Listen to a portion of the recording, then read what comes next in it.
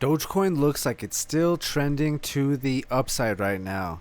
What I was watching this morning is resistance, resistance, resistance, resistance, giving me a trend line. We broke that going to the downside.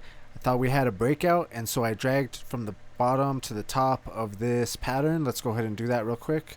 We can drag from the bottom to the top, drag this to the breakout, and it gives us a target of approximately 0.14010. So we came up, we got a little bit of resistance right here, and we started coming down, and we retested this trend line.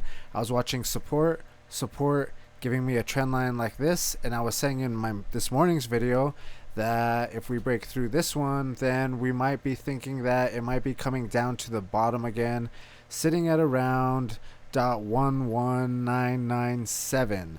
But like I said, it looks like we're still trending to the upside. I mean, just now we're actually testing this trend line. So I was kind of curious if we were going to break through it, but it looks like we got a bounce. And we also had resistance, resistance. So we had a little trend line, something like this. It looks like we're breaking out of that. But the other thing I wanted to, what I was thinking is we have resistance right here and resistance right here pretty much.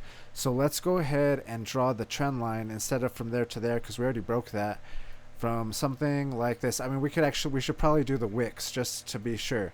And it looks like we're breaking through that resistance right there. Like I said, resistance, resistance. It's not a bunch of points of contact, but I still think getting past this level first and then getting past this level and basically the average of that is going to be good. So I mean, I think it just seems like it's moving to the upside, should I say, because it seemed just like a few minutes ago that we were testing the downside. I thought I was going to have to make a video saying that we're going to have to be looking at the bottoms, but it looks like we're breaking to the upside. It could be a fake out, it could wick up and then come back down and then break through it.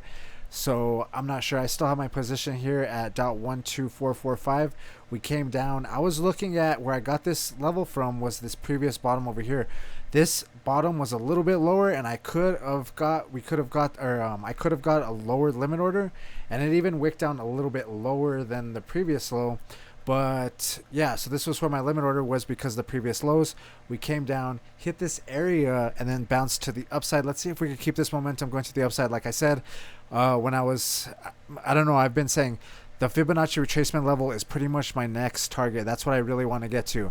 And that brings me to my next point. Okay, so let's drag from the top to the bottom of this pattern because I didn't finish doing that.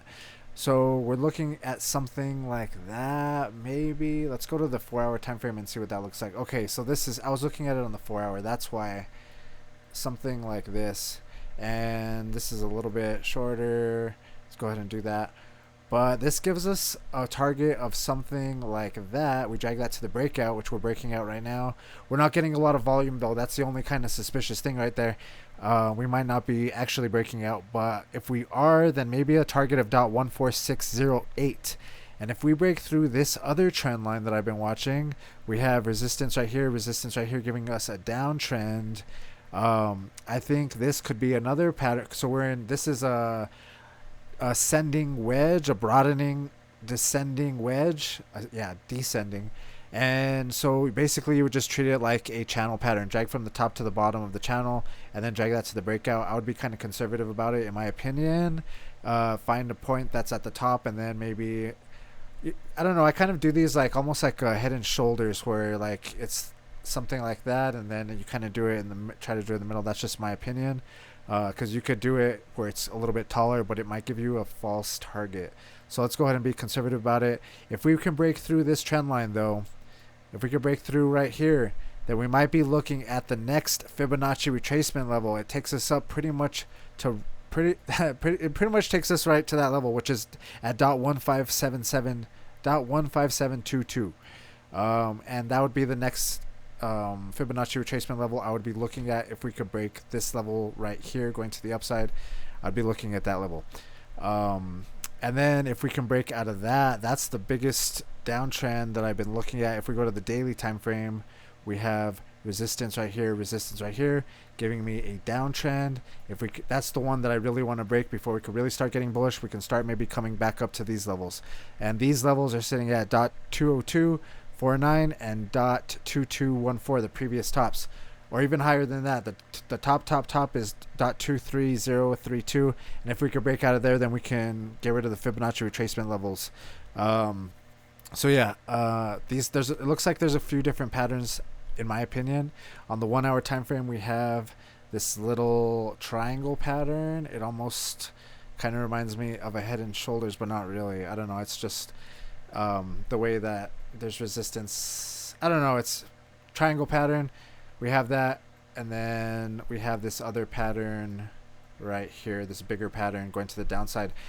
I'm very curious if it looks like I was curious before I started this video if we were going to break this line right here, and it looks like we are.